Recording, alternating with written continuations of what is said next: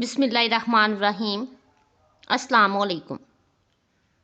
حضرت طلحہ رضی اللہ تعالیٰ عنہ کے قبول اسلام کا واقعہ۔ حضرت طلحہ رضی اللہ تعالیٰ عنہ اپنا قبول اسلام کا قصہ بیان کرتے ہوئے فرماتے ہیں کہ ایک مرتبہ میں بصرہ کے بازار اور میلے میں موجود تھا۔ وہاں ایک پادری اپنے گرجا گھر کے بالا خانے میں رہتا تھا۔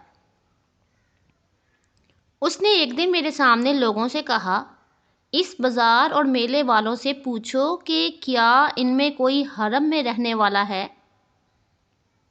میں نے کہا، ہاں میں ہوں۔ کیا احمد صلی اللہ علیہ وآلہ وسلم کا ظہور ہو گیا؟ پادری نے پوچھا۔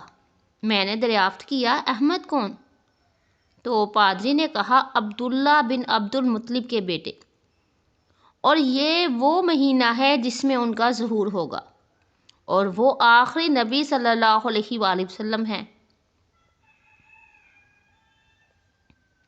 حرم مکہ میں ان کا ظہور ہوگا، اور وہ ہجرت کر کے ایسی جگہ جائیں گے جہاں کھجوروں کے باغات ہوں گے، پتھریلی اور سریلی زمین ہوگی۔ کہیں ایسا نہ ہو کہ لوگ تو ان کا اتباع کر لیں اور تم ان سے پیچھے رہ جاؤ۔ پادری نے مجھے تفصیل سے مطلع کیا۔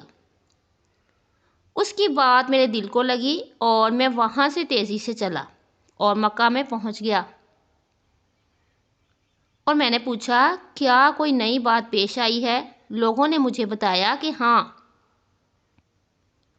محمد بن عبداللہ جو امین کے لقب سے مشہور ہیں، انہوں نے نبوت کا دعویٰ کیا ہے، اور ابن ابی قحافہ حضرت ابو بکر رضی اللہ تعالیٰ عنہ نے ان کا اتباع کیا ہے۔